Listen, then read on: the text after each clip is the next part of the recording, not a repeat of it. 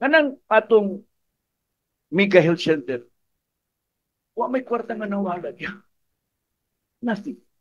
You cannot compare what happened in that Mega Center to the ghost projects of the flood control in the national level. Dili man nato makumparar ka natin. This is a local project. And local projects may be suspended, may be delayed, because it depends on priorities. But it doesn't mean that because it was suspended or delayed, money was stolen. No. Wala man.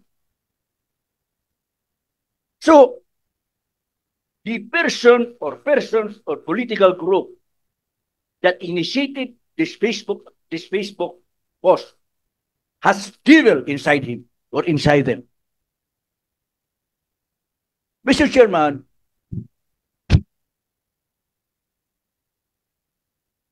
kanang atong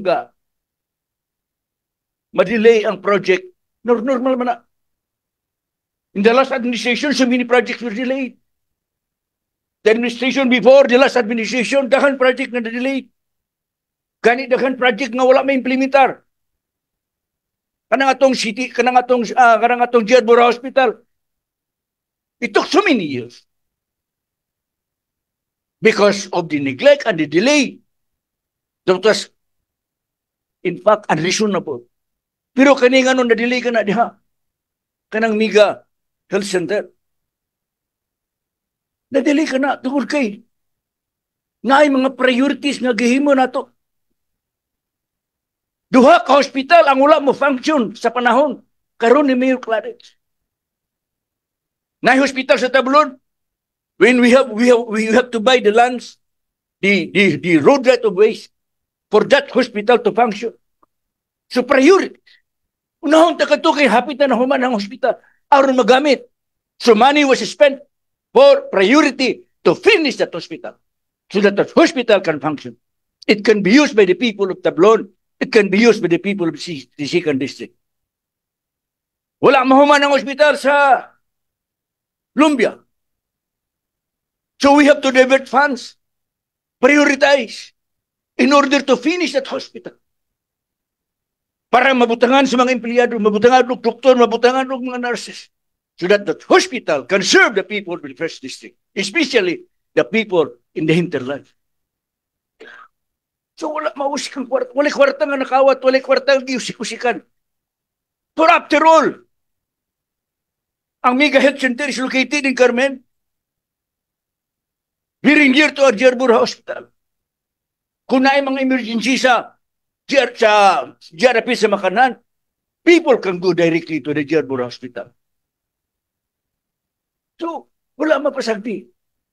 These are all calculated action, decisions of the city government.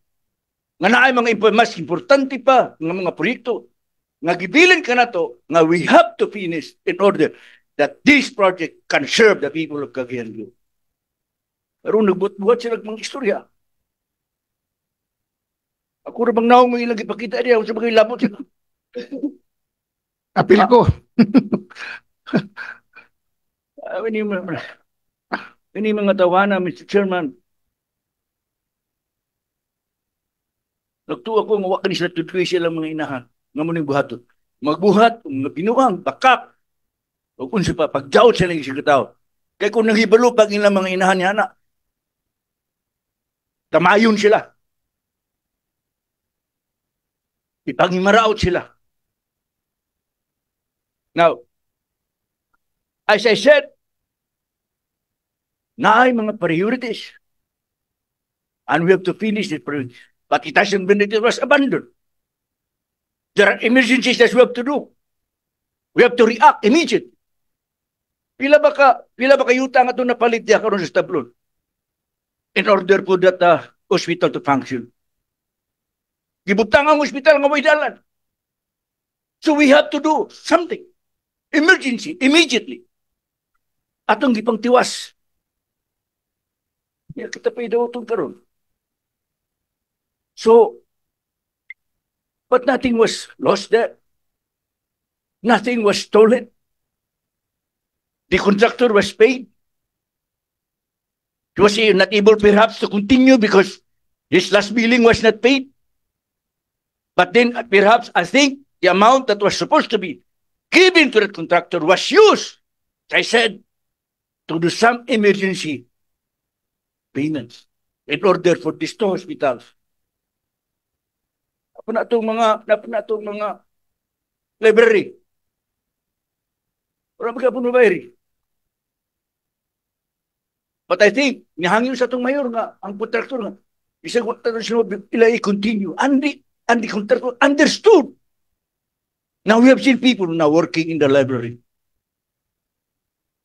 So muna itong baton. Kaning kapandaot na ito, mga limpyo.